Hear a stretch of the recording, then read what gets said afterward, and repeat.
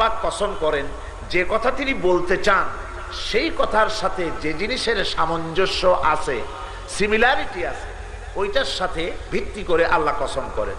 যেহেতু ওয়াল আসরি বলেই আল্লাহ পাক এরপরে বলবেন মানুষের কথা। কার কথা বলবেন?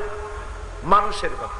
সেই জন্যে আল্লাহ সুবহানাহু ওয়া তাআলা মানুষের সাথে সম্পর্ক হলো জীবনের, মানুষের সাথে সম্পর্ক হচ্ছে সময়ের, মানুষের সাথে সম্পর্ক হচ্ছে ইতিহাসের। সেজন্য আল্লাহ রাব্বুল আলামিন এই জিনিসগুলির কসম করছেন। আল্লাহ পাক ইতিহাসের কসম করছেন। ইতিহাস হচ্ছে পৃথিবীর এক নীরব সাক্ষী। ইতিহাস পৃথিবীর কি? নীরব সাক্ষী। কার সাক্ষী? দুই শ্রেণীর লোকের সাক্ষী। এই পৃথিবীর দুই শ্রেণীর লোকের সাক্ষী হচ্ছে ইতিহাস, এক নীরব সাক্ষী। এক নম্বরে হলো যারা পৃথিবীতে সুকৃতি করেছেন, ভালো কাজ করেছেন, মানুষকে ভালো বলেছেন, ভালো পথে পরিচালিত করেছেন, সৎ কাজের আদেশ দিয়েছেন, অসৎ কাজ থেকে ফিরিয়ে রেখেছেন এবং এই সব কাজ করার জন্য জান দিয়েছেন, মাল দিয়েছেন, রক্ত দিয়েছেন, ফাঁসির মঞ্চে চড়েছেন, রাষ্ট্র শাসন করেছেন, প্রজাপুঞ্জের উপরে ভালো ব্যবহার করেছেন। এই ধরনের ভালো ভালো মানুষ হযরত আদম থেকে শুরু করে রাসূল করিম সাল্লাল্লাহু আলাইহি সাল্লাম পর্যন্ত, সেখান থেকে নিয়ে পর্যন্ত পৃথিবীর সমস্ত ভালো মানুষের ইতিহাসের তাদের সুকৃতির নীরব সাক্ষী হচ্ছে ইতিহাস।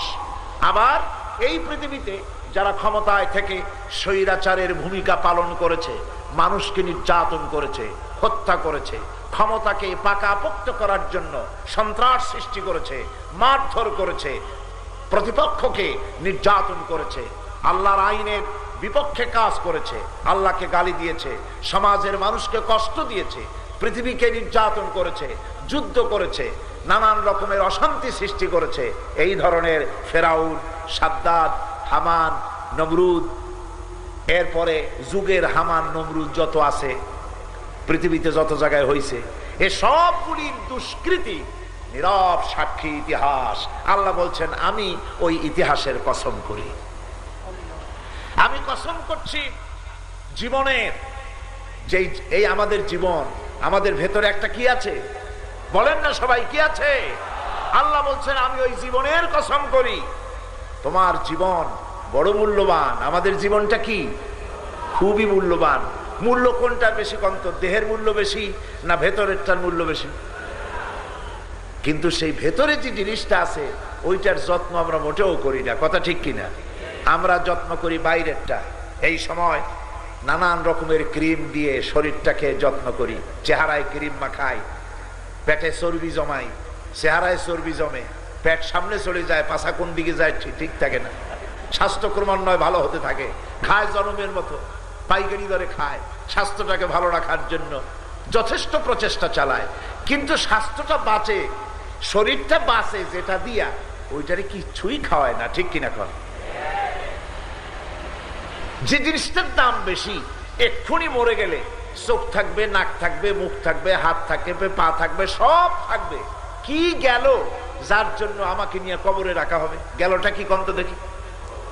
আল্লাহ রাব্বুল আলামিন বলেন ওয়াইয়াস আলুনাকা আনির রূহ কুলির রূহু মিন আমরি রাব্বি। হে নবী, আপনাকে প্রশ্ন করা হয় রূহ কি জিনিস, আপনি বলে দিন রূহ হচ্ছে আল্লাহর একটা হুকুম, আল্লাহর একটি অর্ডার মানুষের ভেতরে কাজ করতেছে। রূহ থাকলে আমি বাঁচি, রূহ না থাকলে আমি মরে যাই, আমার কোনো দাম নাই। কবি বলতেছেন মুঝে ये डर है कि दिले जिंदा तू ना मर जाए, मुझे ये डर है कि दिले जिंदा तू ना मर जाए, कि जिंदगानी इबारत है तेरे जीने से। मुझे ये डर है कि दिले जिंदा तू ना मर जाए, আমার ভয় হয় হে আমার জীবিত আত্মা, তোর না অপমৃত্যু হয়ে যায়। তোর যদি অপমৃত্যু হয়ে যায় তাহলে আমার কোনো দাম নাই, আমার কোনো মূল্য নাই। তা আমার মূল্য হয় যেটাকে দিয়া, সেটারে আমরা কিছুই খাওয়াই না। মনে করেন একটা গাধা অথবা একটা ঘোড়া, যার পৃষ্ঠে সওয়ার হয়ে আপনি এ শহর থেকে সে শহরে যান, মালপত্র আনা নেওয়া টানা হেঁচড়া করেন। এখন সেই ঘোড়াটাকে আপনি কিছুই খাইতে দেন না, নিজেই খান জন্মের খাওয়া। এইভাবে খাইয়া ঘোড়ার পিঠে চললেন, ওরে পানিও দেন না, খাবারও দেন না। একদিনে ঘোড়া 4টা ঠ্যাং 4 দিকে দিয়া মাটির সাথে আল্লাহু আকবার বলে পড়ে যাবে, যাবে কিনা? শেষ হয়ে যাবে। সুতরাং শরীরটাকে যেভাবে খেতে দেন, যেটার মূল্য আছে, জীবন যেটা, ওটারও খাইতে দেওয়া উচিত। কি খাওয়াবেন? বর্তমান শীতের মৌসুমে অনেক সবজি উঠেছে, লাল শাক, পুঁই শাক, পালন শাক, কত শাক। এসব শাক সুন্দর করে রান্না করে দিলে রুহু কি তা খাবে? মূলা কচু খাবে? দুধ, পনির, হালুয়া, পোলাও, কোরমা খাবে? কিছুই খাবে না। কেন খাবে না? খাবে না এই জন্য, রুহের খাবার পৃথিবীতে আল্লাহ বানান নাই। দেহটা হচ্ছে এই পৃথিবীর মাটির তৈরি, সুতরাং দেহটাকে বাঁচাবার জন্য খাদ্য তৈরি হয়েছে মাটি দিয়া। কথা বুঝতেছেন? রুহ যেহেতু মাটির নয়, রুহ এসছে কোত্থেকে? আলমে আরওয়া থেকে, রুহের জগৎ থেকে। সুতরাং রুহের খাদ্য জমিনে আল্লাহ বানান নাই। রুহু আসছে যে জায়গা থেকে, খাদ্য আসছে সেই জায়গা থেকে। সে খাদ্যের নাম কোরআন, সে খাদ্যের নাম কোরআন। আল্লাহ বলছেন, আমি এই জীবনের কসম করি, এই জীবনের কসম করি। 1 বছর তিনি ওয়াল আসরের তাফসীর তার মাথায় ঢুকতেছিল না, যে ওয়াল আসরে এই তাফসীরটা তো বুঝতেছি না। একদিন তিনি বাজারে গেছেন, শুনতে পাচ্ছেন বাজারের অপর প্রান্ত থেকে একজন চিল্লাচ্ছে, সেই ব্যক্তির উপরে রহম করো যার পুঁজি গলে যায়। উনি শুনে আশ্চর্য হলেন, পুঁজি এবার গলে কেমনে? এগিয়ে গেলেন, যে দেখেন রাস্তার অপর প্রান্তে একজন বরফ বিক্রেতা বরফ নিয়ে বসে আছে। সূর্যের তাপ বাড়তেছে, বরফ গলে যাচ্ছে। তিনি কেঁদে কেঁদে বলছেন, ভাইরা, আমার যা পুঁজি ছিল বরফের মধ্যে গেছে, আমি বরফ কিনছি। এই বরফ থাকা অবস্থায় যদি তোমরা কেনো, তাহলে আমার পুঁজিটা বাঁচে, কিছু লাভও হয়। আর সূর্যের তাপে এটা যদি গলে যায়, তাহলে পানি আর কিনবে কেনা? পানি তো সব জায়গায় পাওয়া যায়, বরফ তো আর সব জায়গায় পাওয়া যায় না। তোমরা আমার প্রতি রহম করো, পুঁজিটা কেনো, তাহলে আমার পুঁজিও বাঁচবে, আমি কিছু লাভবান হতে পারবো। আল্লাহর বুজুর্গ বান্দা বলছেন, আল্লাহর কসম, আমি সূরা ওয়াল আসর বুঝে ফেলেছি। সুবহানাল্লাহ, কইতে ইচ্ছা করলো না? সূরা ওয়াল আসর বুঝে ফেলেছি। তার মানে হচ্ছে মানুষের জীবন হচ্ছে একটা বরফ গলা পুঁজির মতো। মানুষের জীবন একটা বরফের মতো, এটা বাড়ে না, ক্রমেই কমতে থাকে। মানুষ জন্মগ্রহণ করার পরের থেকে তার হায়াত বাড়ে না, হায়াত কি হতে থাকে? কমতে থাকে। পুঁজি ক্রমান্বয়ে কমতে থাকে। প্রতিদিন আপনার বাড়িতে যে দেওয়াল ঘড়িটা আছে, বেলা 1টার সময় একটা ঢং করে আওয়াজ দেয়, ঘড়ি আপনাকে শোনায় দিল, বান্দারে, তোমার জীবনের মূল্যবান সময় থেকে 1টা ঘন্টা কমাইয়া দিলাম। বেলা যখন 2টো বাজে, 2টা আওয়াজ করলো, 2 ঘন্টা কমায় দিলাম। এমনি করে মাস গেল, বছর গেল, জীবন কমতে থাকলো, হায়াত বাড়তে থাকলো না, বরং কমতে লাগলো। আল্লাহ রাব্বুল আলামিন বলেন, আমি তোমার ওই মূল্যবান জীবনের কসম করলাম। যেটা আছে বলে বাঁচো, যেটা না থাকলে মরে যাবে, আমি সেই জীবনের কসম করছি। আমি সময়ের কসম করছি। সময়ের দাম দাও তোমরা। সময় কারোর জন্য বসে থাকে না। নদীর স্রোত যেমন কারোর জন্য অপেক্ষা করে না। প্রেসিডেন্ট সাহেব তিনি শীতলক্ষায় যাবেন বুড়িগঙ্গা দিয়া, ভাটি কি দাঁড়ায় থাকবে যিনি আসুক তারপর আমি ভাটি হই? এরকম হবে নাকি? সে প্রেসিডেন্ট হোক, অথবা পীর সাহেব হোক, অথবা রিক্সাওয়ালাই হোক, সময় স্রোতের মতো বয়ে যায়। সময় কারোর জন্য অপেক্ষা করে না। এ সময় এত দ্রুত গতিতে চলে যাচ্ছে যে কথা বলে শেষ করা যাবে না। এই জন্য বর্তমান বলে কিছুই নাই। বর্তমান বলে কিছুই নাই। এই যে বর্তমান শব্দটা বললাম, বলার সাথে সাথে অতীত হয়ে গেছে কিনা? আমি যখন মঞ্চে আসছিলাম সেই সময়টা কি বর্তমান আছে? যখন আসছিলাম সেটা অতীত হয়ে গেছে। প্রতি মুহূর্তে বর্তমান অতীত হয়ে যায়, আর প্রতি মুহূর্তে ভবিষ্যৎ এসে বর্তমান হয়। সময়ের এত দাম, এত মূল্য, কিন্তু আমাদের কাছে সময়ের কোনো মূল্য নাই, সময়ের কোনো দাম নাই, সময়ের দিকে লক্ষ্য নাই। আমি বুঝতে পারি না যে জাতির 5 ওয়াক্ত নামাজ পড়তে হয় অক্ত মতো, আপনি জোহরের নামাজ তো আপনার নিজের ইচ্ছায় বেলা 10টায় পড়তে পারবেন না, পারবেন নাকি? ফজরের নামাজ তাহাজ্জুদে উঠছেন বলে ঘুমায় যাব, রাত এখনো আছে, ফজরটা আমি পড়ে তারপরে ঘুমাই, হবে নাকি? এরকম হবে না। ঘুমের থেকে উঠছেন বেলা 9টায়, ফজরটা এখন পড়ি, ওটা পড়তে পারেন, কাজা হবে, কিন্তু হক তো আদায় হবে না। নামাজ 5 ওয়াক্ত সময় মতো পড়তে হয়, সময়ের সাথেই নামাজ পড়া ফরজ। আরেকটা ফরজ হলো নির্ধারিত সময় নামাজ পড়া। যে জাতির দৈনিক 5 বার পাঞ্চুয়ালিটির ট্রেনিং দেওয়া হয়, সেই জাতির যদি সময়ের জ্ঞান না থাকে, তাহলে এর থেকে দুর্ভাগ্যজনক আর কিছুই হতে পারে না। মন্ত্রী আসবেন বেলা 3টায়, প্রোগ্রামের আয়োজন করা হয়েছে, উনি আসছেন 7টার সময়, হয় না এমন? এমন প্রবাদ আছে, 9টার ট্রেন ছাড়বে কটায়। একদিন দেখা গেল সত্যি 9টায় ট্রেন এসেছে, লোকেরা দারুণ খুশি, অন্তত একটা দিনের জন্য হলেও 9টার সময় ট্রেনটা তো এসেছে। স্টেশন মাস্টার বলছেন বেশি খুশি হওয়ার কোনো কারণ নাই, এটা গতকালকের ট্রেন। সময়ের মূল্য আমাদের কাছে নাই, সময়ের দাম আমরা দিতে জানি না। সময় দেওয়া হয়েছে 20 মিনিট বক্তৃতা করবেন, নাহমাদু ওয়া নুসাল্লি আলা কইয়া বা সুর দিয়া দুরূদ শরীফ পড়িয়া 30 মিনিট চলে গেছে, খবর নাই, খবর নাই। সময় অত্যন্ত মূল্যবান, এই সময়ের দাম দিতে হবে প্রত্যেকটি মানুষকে। ইমাম ইবনে কাইয়িম রাহমাতুল্লাহ আলাইহি তিনি বলছেন, মা মাদা ফিদ দুনিয়া আহলামুন ওয়া মা বাকিয়া মিনহা আমানি ওয়াল ওয়াক্তু বাইনাহুমা দায়ুন। ইমাম ইবনে কাইয়িম বলছেন, মা মাদা ফিদ দুনিয়া আহলামুন, আমার জীবনের যে অংশ ফেলে এসেছি সেটা আজকে আমার কাছে একটা স্বপ্নের মতো। অমা বাকিয়া মিনহা আমানি, আর আমার সামনে যে জীবন আছে এটা আমার এখন একটা আকাঙ্ক্ষা। লক্ষ্য করছেন, জীবনের যে অংশ ফেলে এসেছি ওটা হচ্ছে কি? স্বপ্ন। আর সামনে যেটা বাকি আছে সেটা হলো আকাঙ্ক্ষা। ওয়াল ওয়াক্তু বাইনাহুমা দায়ুন, আর এর মাঝখান থেকে অক্ত সব সময়টা শেষ হয়ে যাচ্ছে, সময় চলে যাচ্ছে।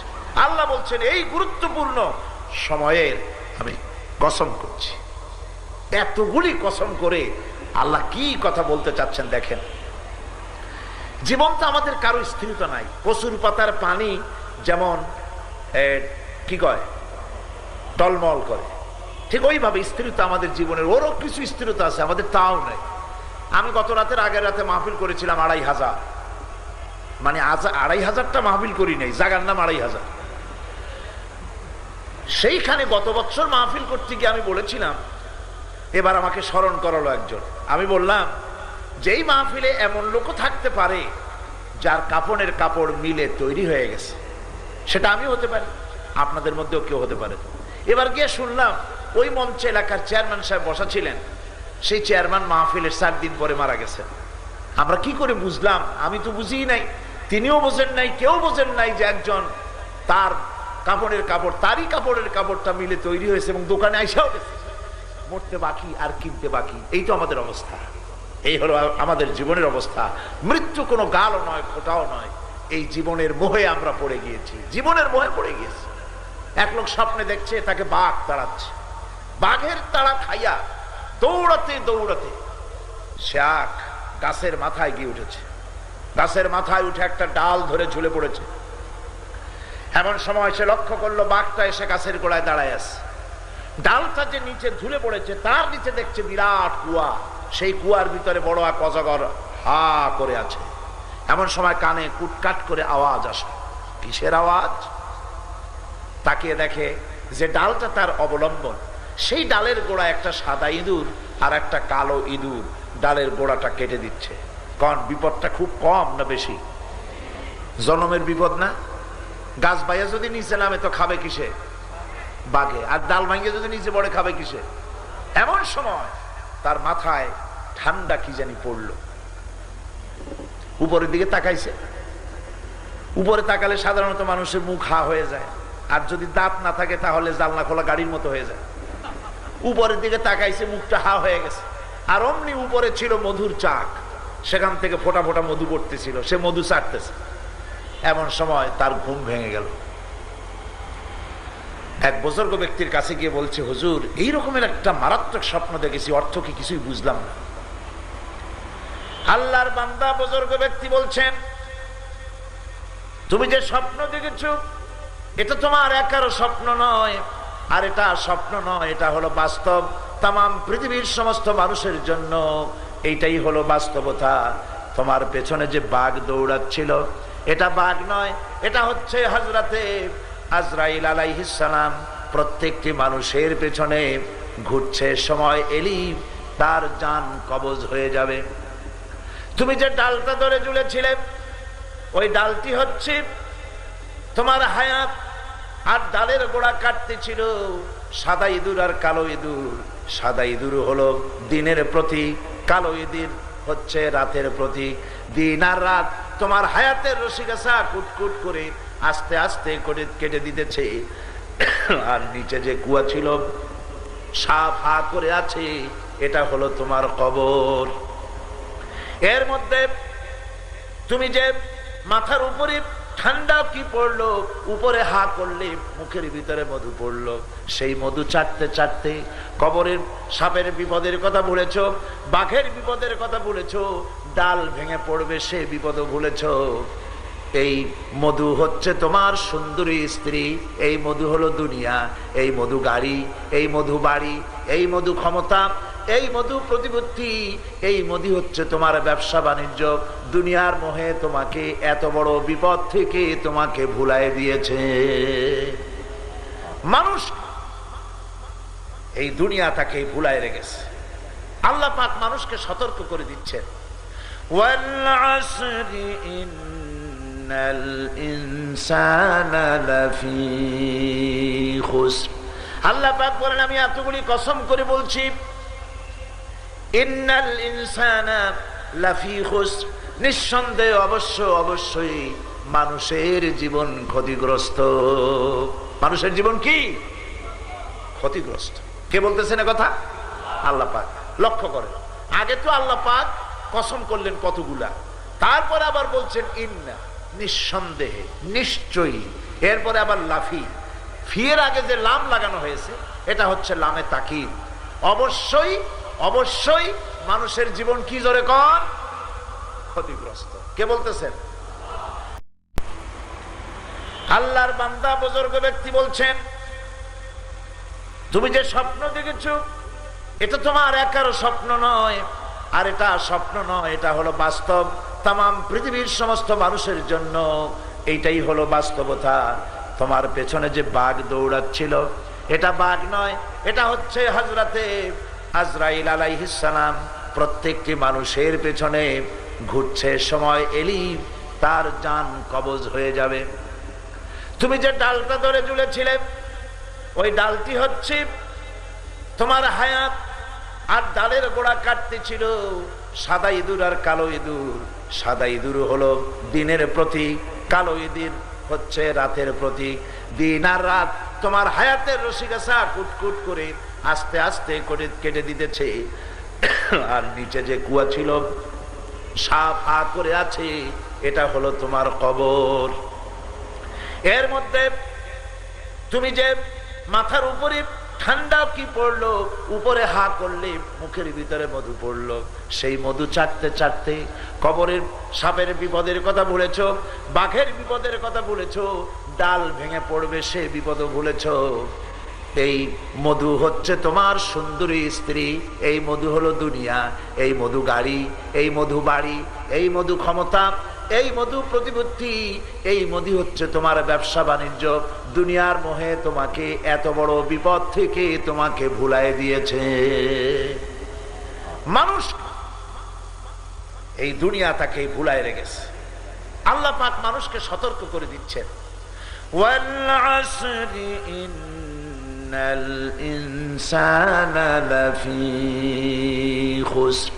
আল্লাহ পাক বলেন, আমি এতগুলি কসম করে বলছি, ইন্নাল ইনসানা লাফি খুসর, নিঃসন্দেহে অবশ্যই মানুষের জীবন ক্ষতিগ্রস্ত।